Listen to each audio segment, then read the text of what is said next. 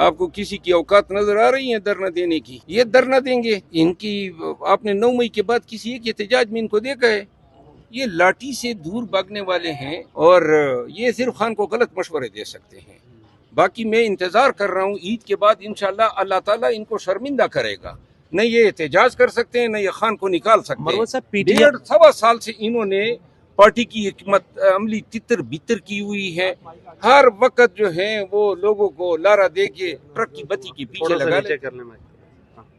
अच्छा मरवत साहब, ये बता दें कि आपको लगता है कि ये जो क़यादत है, सीनियर क़यादत है जितनी भी है, आपको लगता है कि इमरान खान की रिहाई को लेकर सीरियस हैं?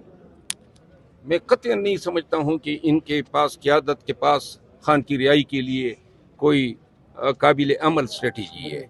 ये क़यादत का मसला ये है, और मैं बार बार कहता आया हूं कि ये फैसले खुद करें।